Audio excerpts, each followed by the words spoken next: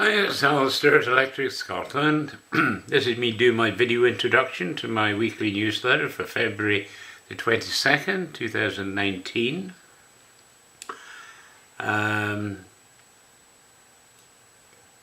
Okay, so we've just come off a long weekend here in Canada. It's called the Family Day weekend. I'm not sure if you have that yourself wherever you are in the world, but certainly it's nice time to be with the family, so nice sentiment there.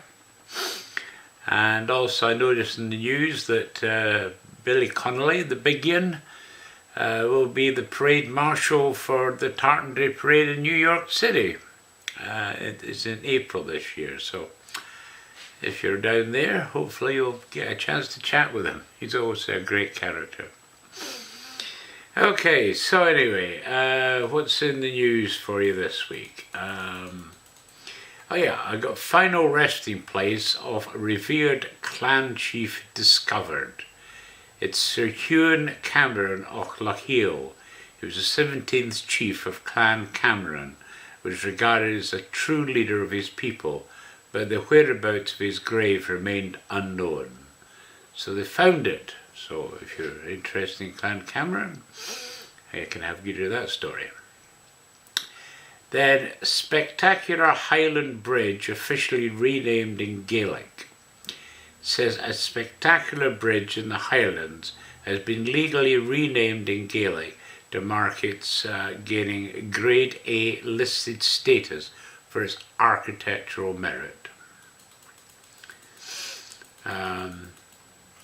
Britain's largest Neolithic house was built in Scotland. It says the largest Neolithic house in Britain was built in Scotland around 6,000 years ago. Archaeologists have confirmed. Then 220-year-old map from the Hebrides is saved.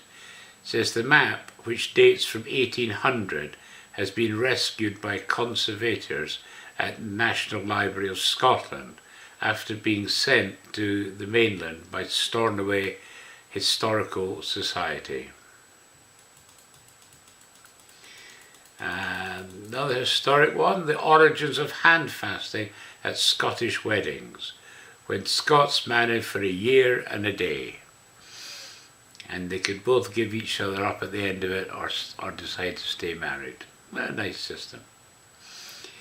Okay, next one is Anger as plans to build hydropower plants in iconic Scottish glen approved. It says 7 hydropower plants are set to be built on the stunning Scottish glen where Braveheart and James Bond's Skyfall were filmed, despite hundreds of objections. That's hundreds of objections. Glenetive is one of these glens that's going to be affected. The BBC's pro-EU partisanship has reached crisis proportions, but Ofcom have dismissed my complaints. So the BBC's blatant pro-EU partisanship in the Brexit domain is in clear breach of its charter and has reached crisis proportions. Could its influence be a factor in sabotaging the prospect of an implementation of the 216 leave vote? I have been telling you that the BBC's biased for a long time now, so that kind of brings it together and gives you some facts, because people have been recording what's been happening. Okay, the Highland slave owners in 17th century South America.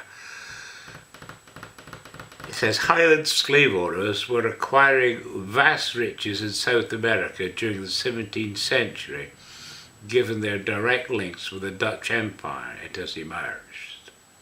Really interesting historical story, that.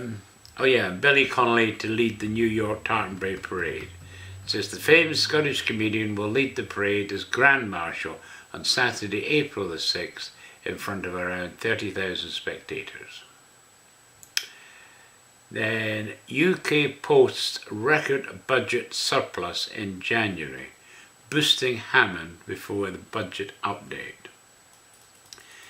It says Britain posted its biggest budget surplus on record in January, despite a slowing economy, putting Finance Minister Philip Hammond on course to announce the lowest annual borrowing since 2002 in a fiscal update due just before Brexit next month. Then the last story I picked is flagship registration must be controlled if British fishing communities are to benefit from Brexit. It says the government has fulfilled the ministerial pledge that the abhorrent electric pulse fishing method will be banned in all British waters post-Brexit. So, that's good. Okay, so on to Electric Canadian.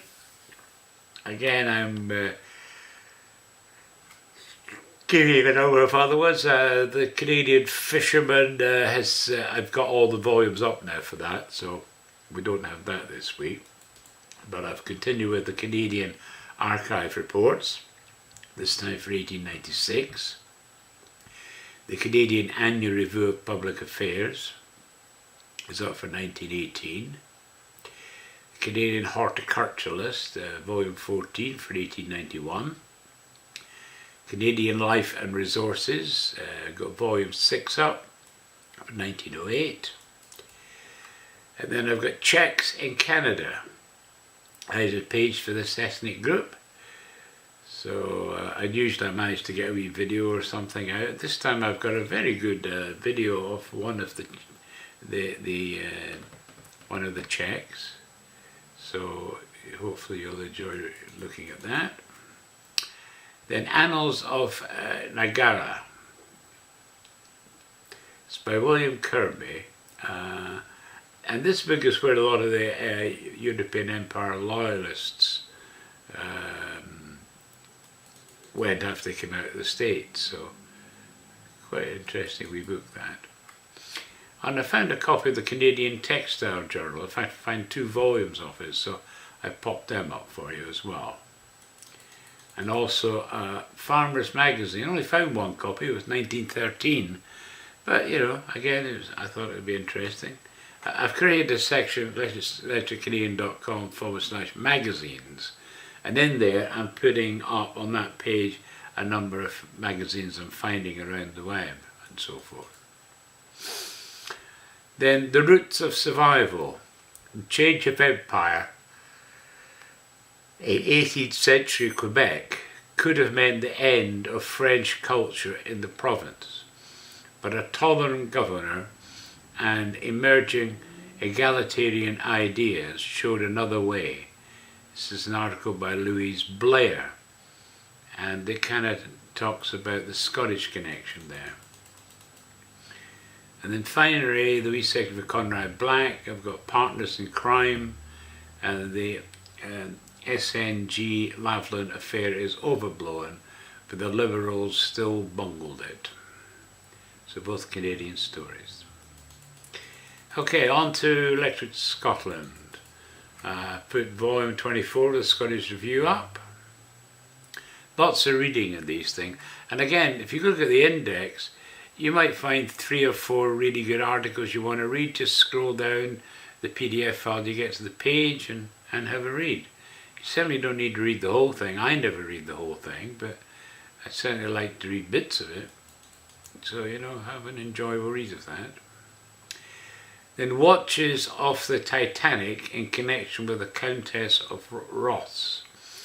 Got this interesting account in from Barry Leslie, which you can read at the foot of our Leslie's of Ross page. Then the Cherokees. I found a few articles and books about the Cherokees, and of course I've got John Ross, who's a Scots American. Basically he was the chief of the Cherokees for a number of years, so I've got a good account of him up on the site. But I found this time 4 articles and books. One is the Cherokee Observer, It is Hoya 15 number 1, January 2007. There's definitely going to be more issues of that, but if I put one up and you're interested, you'll be able to search for the rest. The Laws of the Cherokee Nation. This is adopted by the Council at various periods and printed for the benefit of the nation. This was in 1852.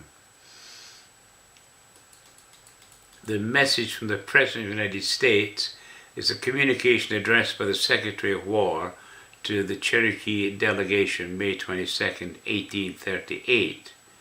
So rather interesting. And finally, Cherokee reservations. It says to accompany Bill H.R. number 270, April 17, 1858.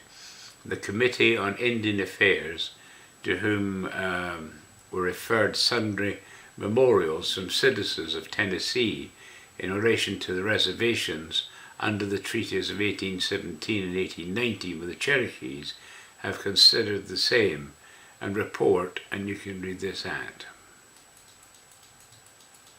Obviously, these older documents are quite important because certainly in Canada, there's a lot of legal battles going on all the time about treaty rights and all kinds of stuff. So when you see the old original treaties, they're kind of interesting. Okay, Centenary Index for the Transactions of the Institute of Engineers and Shipbuilders of Scotland. You might remember a couple of weeks ago I put up about 15 volumes of that. But this is an index, and on one of it says including an alphabetical index of authors and ships mentioned. And so if you're interested in who built the ship, they've got an alphabetical list of the ships that were built during that time period. So I thought it was worth putting that up. Then The Bears of Auchmedden and Strichen, Aberdeenshire, by John Malcolm Bullock, published in 1934.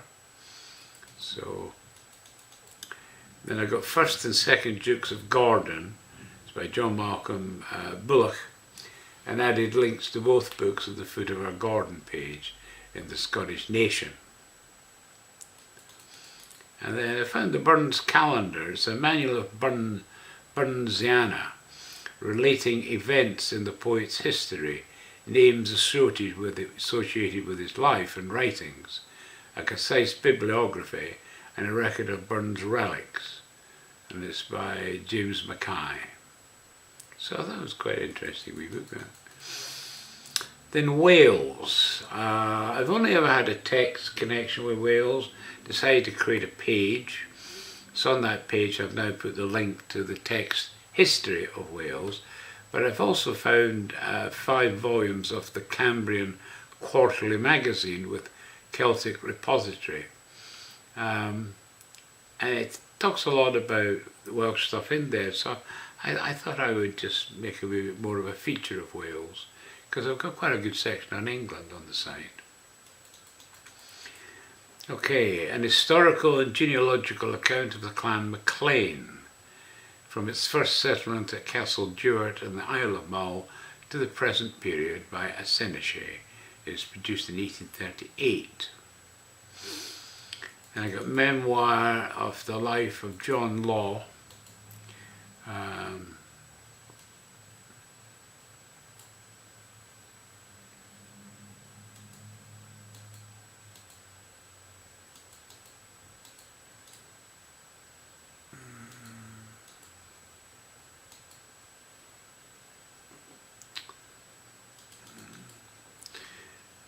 Of Lauriston, sorry, I lost my page. A page down, so I had to scroll back up to get it. It says that Mr. John Philip Wood's account is the best which has yet been given to the British public of this extraordinary man and the rise and fall of his fortunes. Quite a character, that. I have actually a page about him which we had a little information. It was in our Significant Scots, Famous Scots section. So I've now added a link to this book from that page. So if you want to learn a lot more about him, you'll be able to do that there. Then the ancient and modern state of the parish of Cranand, to which are added biographical and genealogical collections respecting some of the most considerable families and individuals connected with that district. Again, it's by John Philip Wood. Then I've got the Entail Scotland Act 1882. It's actually quite an important legal document, that, and I thought I would just add it in because, again, by John Philip Wood, and so we've got another couple of books by him. I thought, well, I'll just add that book as well, because it shows the cross section of the work that he's done in his writings. Then the Annals of Cullen, 961 to 1904, by W. Cramen, published in 1904. So again, another area of Scotland for to examine. And then the Earls of Aboyne, down to the present Marquess of Huntly. So it's about a 96-page book, that one, so it's got some good information in it. And then the story for this week, which takes up about 2/3 of or maybe 3/5 of the newsletter, is The Master Masons to the Crown of Scotland. It's by the Reverend R.S. Milne, and it was produced in 1893. Basically, this is a review taken from the Scottish Review of this book. It's pretty substantial, but I think having read it, to me it makes you want to actually go get the actual book itself and look at it, because there's some very good illustrations in it. I have in fact got up a copy of the book, so at the bottom of the story you can click the link there and actually load the book up into your browser and have a read at it. And so that's it for this week. You probably know I didn't really touch Brexit hardly at all this week, so thought I'd give you a wee break. Okay, nice chatting with you again, and hope you enjoy the newsletter. And as always, I'll put a link so you can download the newsletter to get the links to all these stories I've talked about. Okay, have a good weekend. Cheers, bye bye.